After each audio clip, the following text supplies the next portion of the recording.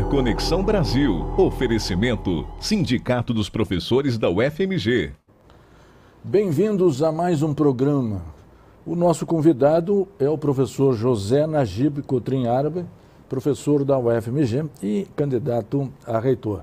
A UFMG é uma das maiores universidades do país, é também um orgulho para todos nós mineiros e brasileiros. E é também um celeiro de formação da elite política, econômica, social e cultural de Minas Gerais e, sobretudo, também de Belo Horizonte. Ela tem uma boa e uma excelente cotação interna e também externa. E, nesse momento, a universidade vive exatamente um processo eleitoral da escolha de um novo dirigente, reitor e vice da UFMG.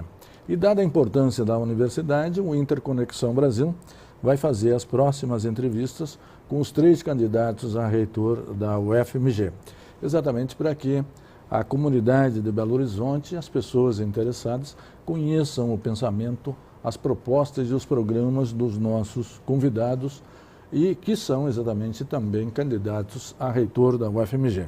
Bem-vindo, professor, é um prazer tê-lo aqui. O prazer é todo meu. E ser reitor da UFMG é uma honraria, mas também é uma grande responsabilidade. Com certeza, né? Com certeza. Por que o senhor aspira a ser reitor da UFMG, professor? Professor Giroletti, a gente tem já uma longa história e uma longa trajetória na UFMG. Eu estou na UFMG, na realidade, desde 11 anos de idade. Como aluno, claro. Fui aluno da engenharia também, formei em engenharia elétrica em 77 e sou professor da universidade há 34 anos. Sim. E na minha carreira na universidade eu passei, além das atividades acadêmicas, por diversas experiências administrativas, em particular na gestão superior da universidade, como pró-reitor de administração, pró-reitor de graduação, diretor executivo da Fundação de Desenvolvimento da Pesquisa, como pró-reitor de planejamento. E essa experiência eu acho que me dá condições de pleitear e de querer ser o próximo reitor, em parceria com o meu candidato a vice-reitor, que é o professor Paulo Sérgio Beirão, que além da grande experiência acadêmica, também tem experiência administrativa, tanto como pró-reitor de pesquisa da universidade, como recentemente externo à universidade, como diretor do CNPq em Brasília. Perfeito. Como é que o senhor situa a UFMG no cenário nacional, professor? A UFMG, ela faz parte de uma rede de 63 universidades federais. Esse sistema federal de ensino superior é um sistema estratégico para o desenvolvimento da nação. Ele está presente em todos os estados, com cerca de 150 campos pelo Brasil. A UFMG é considerada uma das universidades modelo, referência nesse sistema. Então, ela é muito respeitada pelas atividades que ela desenvolve, pela qualidade do seu ensino, pesquisa e extensão e, portanto, ela é olhada como referência pelas suas irmãs universidades federais brasileiras. Perfeito.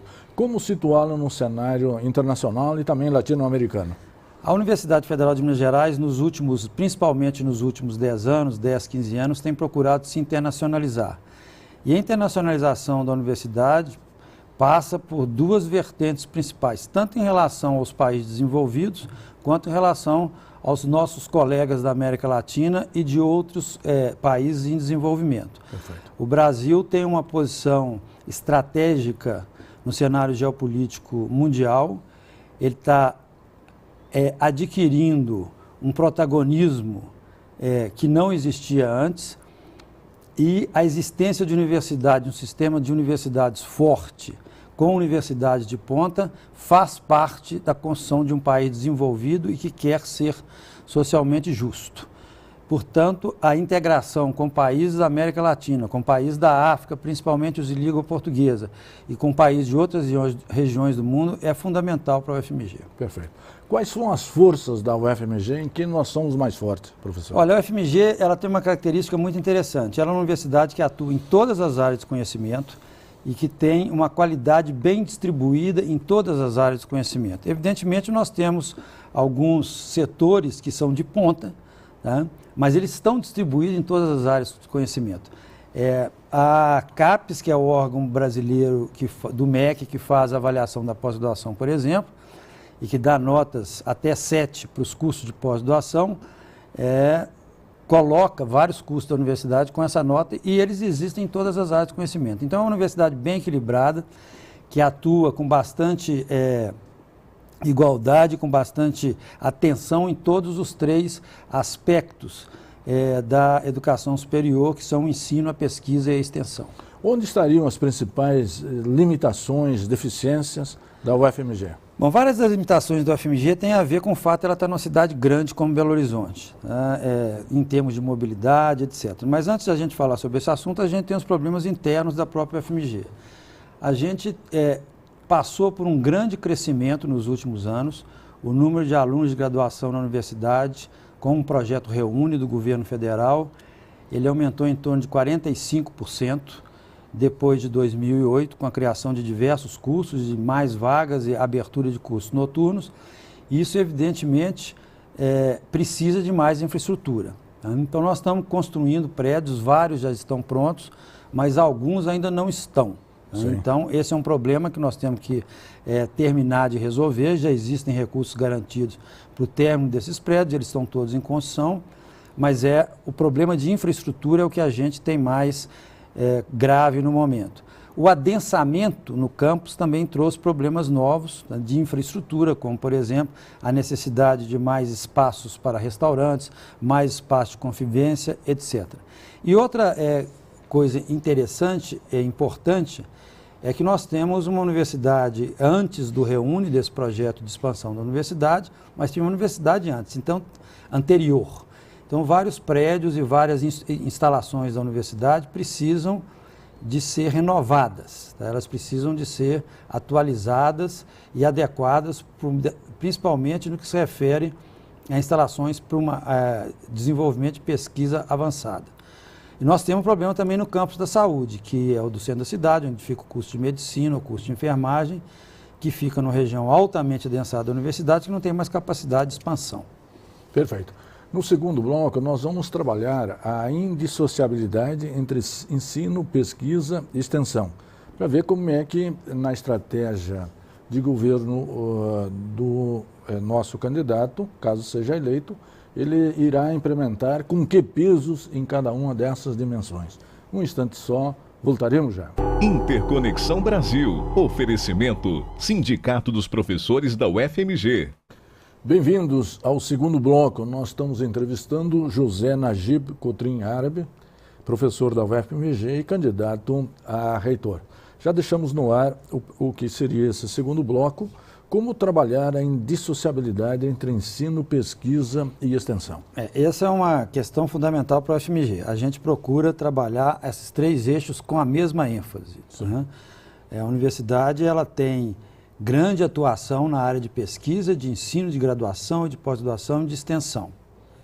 A extensão ela é indissociável. Tem poucas universidades no Brasil que realmente conseguem fazer uma extensão indissociada da pesquisa e do ensino, né? Ela é vista aqui como serviços, professor? Ou... Não, a extensão envolve vários aspectos, tá? Inclusive depende muito da área de atuação. Por exemplo, na área de saúde, o trabalho de extensão da universidade é uma coisa impressionante, porque nós temos o Hospital das Clínicas, que pode ser considerado como extensão. Ele presta serviço ao SUS, 100% SUS, para uma população de Minas Gerais inteira, tá? Não só de Belo Horizonte, mas de Minas Gerais inteira, né? Mas a extensão ela envolve várias intervenções junto com a sociedade. É uma parte da transmissão do conhecimento que é gerado na universidade para a sociedade. E esse processo é um diálogo, tá? Ao levar a sociedade, interagir com a sociedade na transmissão do conhecimento, a universidade também aprende com a sociedade. Então, a nossa intervenção na área de extensão inclui formulação de políticas públicas, prestação de serviços, consultorias a indústrias, empresas, inovação, transferência de tecnologia e assistência à população também. Perfeito. Né? E uma coisa importante é você ter a extensão representada nos currículos da graduação. Talvez nisso a gente precise melhorar um pouco. Dar créditos aos alunos, mais créditos aos alunos, pela participação deles em atividades de extensão. sobretudo como trabalho voluntário ou como monitores? Como participantes dos projetos no qual a universidade está envolvida. Tá? E no campo do ensino, professor? No campo de ensino a gente está bem, tá? Eu acho que a universidade cresceu muito na graduação nessa última década. Nós estamos precisando de passar agora por um processo de reavaliação interna dos cursos de graduação da universidade. Eles são avaliados externamente pelo MEC, através dos mecanismos que são conhecidos no Brasil, através do ENAD, de índices que o INEP, que é um órgão do MEC, usa para avaliar todos os cursos de graduação do Brasil. Mas a gente precisa de fazer uma reflexão agora sobre os cursos, principalmente sobre os cursos que nós implantamos no projeto Reúne, com a expansão da universidade. Mas também a pós-graduação continua sendo avaliada pela CAPES e continua sendo uma das melhores pós-graduações do Brasil. O senhor diria que a UFMG é uma instituição predominantemente de pesquisa? Não, eu não diria que ela é predominantemente de pesquisa. Ela tem uma pesquisa forte, mas também tem um ensino forte e uma graduação forte. Sim.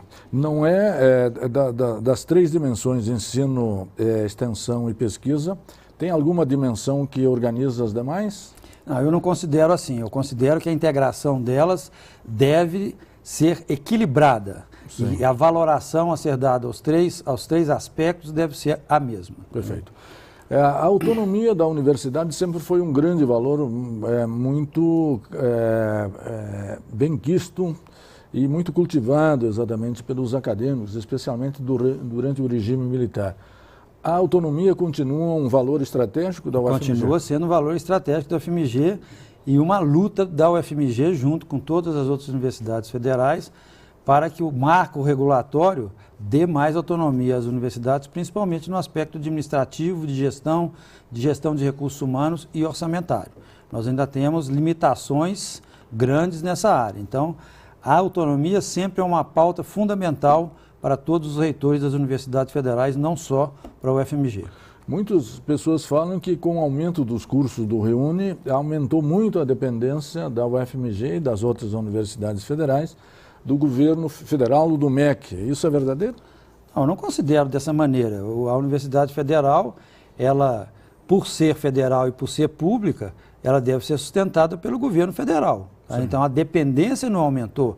Ela não é uma questão de dependência, é uma questão de financiamento. Do financiamento correto para as universidades tem que ser feito pelo governo federal, que é o principal financiador. É claro que a universidade pode captar recursos em outras áreas, né? Mas ela não pode depender de recursos de outras áreas para funcionar. Tá? Então, ela não depende do MEC, tá?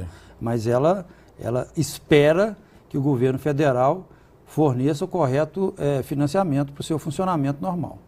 Outros mencionam que o aumento da partidarização na universidade, isso também é verdadeiro? Não, eu não considero que isso seja verdadeiro no caso da Universidade Federal. Eu acho que todo cidadão, inclusive todos os professores universitários, alunos, técnicos administrativos e educação da universidade, têm sua autonomia para trabalhar as questões políticas externas à universidade. Mas a Universidade Federal de Minas Gerais, eu não considero uma universidade partidarizada de maneira nenhuma. Perfeito. Vindo internamente, a Universidade Federal é uma instituição de boas práticas internas? Ela é uma instituição de boas práticas, mas a gente sempre pode melhorar. A gente tem que melhorar vários mecanismos de gestão e de políticas de recursos humanos, por exemplo. Sim. O convívio e, por exemplo, na área da saúde, o que é feito para os estudantes, para os funcionários e para os professores? Isso aí, a universidade ela participa de um sistema integrado de assistência à saúde do servidor público, tá? Ela faz parte desse sistema, que é um sistema federal, e ela está implantando, na realidade, um novo sistema de assistência à saúde para os seus trabalhadores, para os professores e para os funcionários. Tá? No caso dos estudantes, a gente não tem uma cobertura específica. A universidade também, há um tempo atrás, uns 20 anos atrás, ela criou, exatamente 20 anos atrás, ela criou uma caixa de assistência à saúde da universidade, que é uma cooperativa de saúde que funciona como uma saúde suplementar aos servidores da universidade, professores e funcionários. Perfeito. Em termos de preservação ambiental, com o crescimento do campus, professor? A Universidade Federal de Minas Gerais, o campus da Pampulha, ele tem praticamente uns 45% da sua área preservada. É uma área que a gente chama de estação ecológica, no campus Pampulha, que é preservada e na qual a universidade não pretende de maneira nenhuma construir prédio nenhum. Então a parte aonde já tem prédios construídos, ela está realmente muito adensada. Mas é um campus bem arborizado e com uma preservação muito boa. Mas o cuidado com o meio ambiente na universidade tem que ser melhorado. Ela tem que introduzir ainda várias práticas de cuidado com o meio ambiente para manter o campus bem cuidado. E nós temos outras áreas também, o Museu de História Natural e Jardim Botânico, por exemplo, lá no bairro Horto, é uma grande área de preservação da cidade de Belo Horizonte, que também é responsabilidade da UFMG. Perfeito. No terceiro bloco, nós vamos trabalhar a relação da UFMG com a cidade. Um instante só, voltaremos já. Interconexão Brasil. Oferecimento Sindicato dos Professores da UFMG. Bem-vindos de volta. Estamos no terceiro bloco, entrevistando o professor José Najib Cotrim Árabe, candidato a reitor da UFMG. Já deixamos no ar o tema central, que é a relação da UFMG com a cidade. É um bom convívio, professor? É um bom convívio com todas as vantagens e desvantagens que tem o convívio numa cidade grande. Né? A gente tem uma relação intensa com a cidade de Belo Horizonte, com a região metropolitana em geral e do ponto de vista político, uma excelente relação com os níveis de governo, tanto municipal quanto estadual. Sim. Com relação, hoje se fala de uma certa descentralização das unidades, das universidades em grandes cidades. A tendência da UFMG é concentrar basicamente todas as suas unidades no Campo Pampulha. Qual é o impacto disso, por exemplo, no crescimento da cidade e, sobretudo, na mobilidade urbana, que é o próximo tema? Realmente a universidade está trazendo para o campus todas as unidades que estavam dispersas no centro.